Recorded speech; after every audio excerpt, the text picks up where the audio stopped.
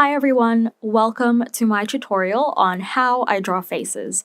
And in this video, I have broken it down into sections, which you can see on the screen, so you can skip to whichever part you want to watch.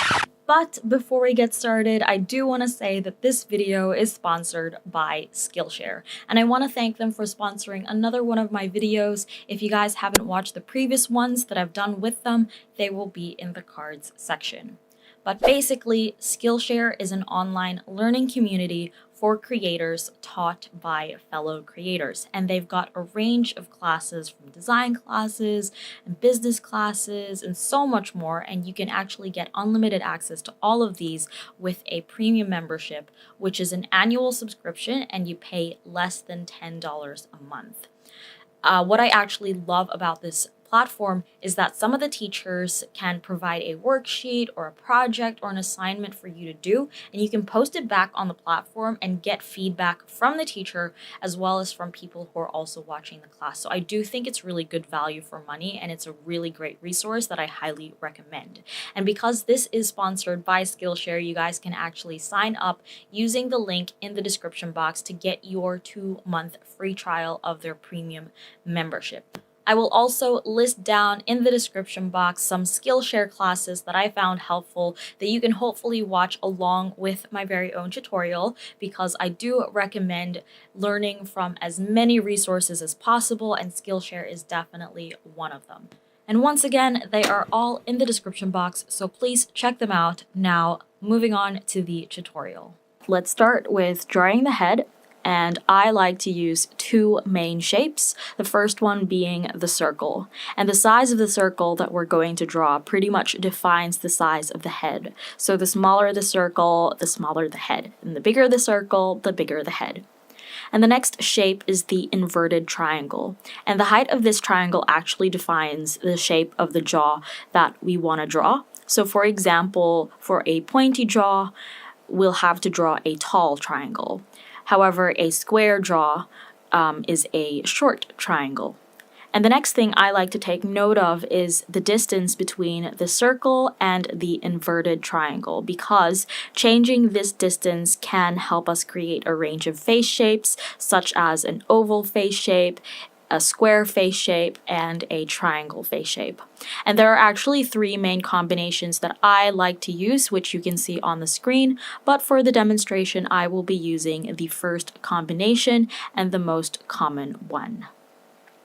Now that we have the basic head shape, let's add in the guidelines for the facial proportions, which is the ratio that I like to use. So let's start by dividing the head into 2 vertical sections and 6 horizontal sections so that we end up with a total of 7 horizontal lines. And I've named each line as line 1, 2, 3, and so on so that it's easier to explain. But basically, line 1 is for the top of the head.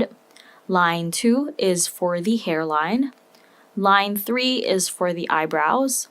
Line 4, which is the halfway point of the head, is for the eyes. Line 5 is for the nose. Line 6 is for the mouth. And lastly, line 7 is for the chin. Now that we have the guidelines, we can start adding in the facial features, starting with the eyes. When drawing the eyes, I like to start with a basic leaf shape on line 4. And the height of this shape can determine how big or how small the eyes we want to draw. I also like to take note of the outer point, because changing the placement of this, whether it's a little bit higher up or a little bit lower, it can give us a range of eye shapes, such as an almond eye shape or a downturned eye shape. And the next shape that we draw is the circle in the middle, which is the iris. And of course, when you move this to the left or to the right, it indicates the direction of the person's gaze. And then we also have an arch above the eye to indicate the eyelid or the crease of the eye. Now, the distance of this to the eye gives us a range of eye shapes once again. So for example, a monolid or deep set eyes. And also changing the angle of this can give us either upturned eyes or downturned eyes. And the last thing I like to take note of is the distance of the left eye to the right eye. Normally, this distance is another eye. However, you can draw the eyes closer together for close-set eyes or further apart for wide-set eyes. When drawing the eyebrows, I always draw it below line 3, and I start with a simple arch. Then I make one side thicker than the other. That's basically it. However, changing the height of this arch can either give us a nicely arched brow or a straight brow. When drawing the nose, I like to start with a circle just above line 5, and the size of this circle can give us a range of nose shapes. So for example, the smaller the circle, the pointier and narrow the nose usually is, whereas a bigger circle creates a wider and rounder nose. I then draw 2 arches for the nostrils, and the height and angle of this arch can also be changed for a bit of diversity.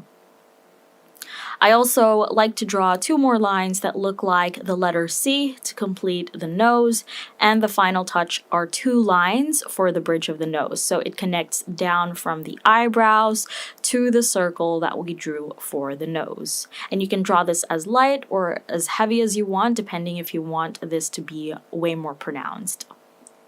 When drawing the mouth, I start with a basic leaf shape with a V cutout on top and a line in between. And I draw this on top of line 6, and the width of this is normally wider than the width of an eye. But changing this width basically gives you either small lips or wide lips. And then changing the height of this shape can actually also determine how large and plump you want the lips to be or how thin the lips are. And then, of course, you can alter the shape to create a more realistic look of the lips. When drawing the ears, I like to start with a line that looks like the letter C. And the degree of this line's curve pretty much determines the size of the ear from the front view. So some people do have ears that stick out, so that will be a very curved C that we draw, whereas some people's ears don't really stick out as much, so the curve of the letter C that we draw isn't as pronounced. I also draw like this random looking line for a very simplified look of the ear. When it comes to drawing the hairline, I have 4 options that I use to create the different face shapes. So for example, we have an arch, which can create an oval face shape. This is very common. We have a pointed arch, which can create a diamond face shape. A straight line can create a square face shape, and lastly, a letter M can create a heart face shape. However, sometimes this won't even come in handy since hairlines are normally hidden due to different hairstyles, for example, when you draw someone with bangs. The last thing I like to add to my portraits are circles or ovals, and I actually use the circle that we initially drew for the head as a guide when placing the ovals for the cheeks.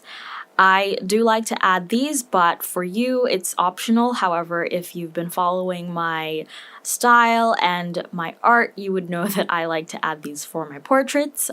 I also like to draw an oval on the forehead just between the eyebrows, as this will help me when I color the face in later.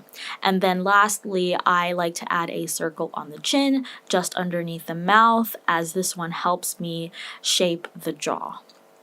And as a bonus, feel free to draw the neck. For a more realistic look and something that I personally like, I draw it almost as wide as the jaw. However, you can change the width to make it nice and slender.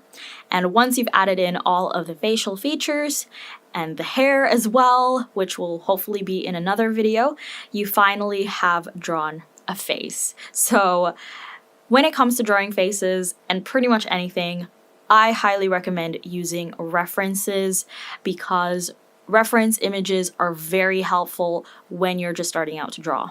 And it also gives you an idea of the diversity in faces, face shapes, and facial proportions. So I do hope that you've got an idea of what the basics are and how you can change that up through this video. I also highly recommend practicing regularly to try out other combinations and pretty much to experiment with the guidelines that I've shown you in this video. There are honestly no rules. Anything that I've showed you in this video only serves as a guide. So technically, it is up to you whether or not you want to follow them. But I do hope that you have found this helpful. In the description box are some links to resources and an exercise sheet that I've also included. And lastly, of course, I hope that your main takeaway from this is to have fun, because that's the most important part of drawing. Have fun and enjoy the process. So if you like this video, and I hope that you did, if you found this helpful, and I also hope that you did, please give this video a thumbs up, leave a comment in the comment section down below of anything you'd like to see from me in the future, because I would like to bring this channel back to life. Subscribe if you haven't already for more content from me. Feel free to share this video as well. And thank you so much for watching, and I will see you in my next one.